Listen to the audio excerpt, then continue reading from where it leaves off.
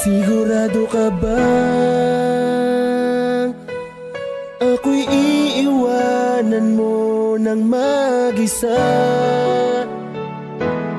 Baka nabibigla ka lang yata.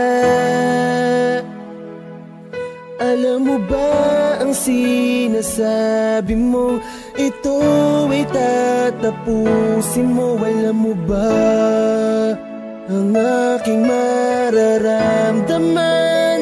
Bakit ka naman ganyan? Bakit mo ko pinagtutulakan sa tinuruan mo? Muna ako na masanay na di ka kausap. Gustuin ko man pero alam kong hindi na maibabalik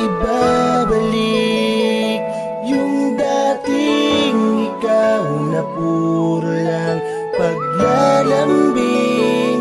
Sayang lang mga masasayang alaala natin.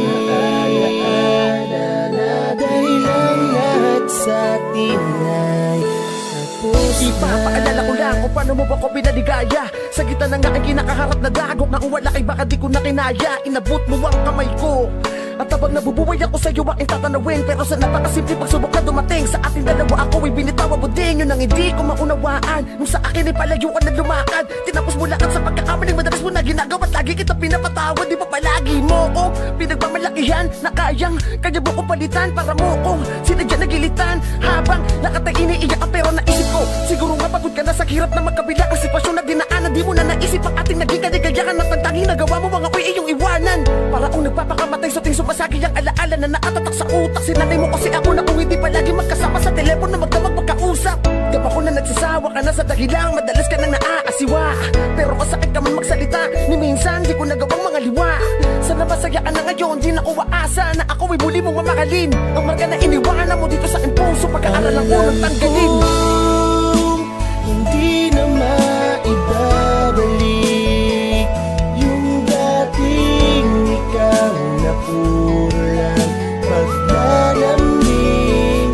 Sayang lang mga masasayang alaala natin. Dahil lang lahat sa atin alam kong hindi na maibabalik yung dating ikaw na puro lang paglalambing. Sayang lang mga masasayang alaala natin.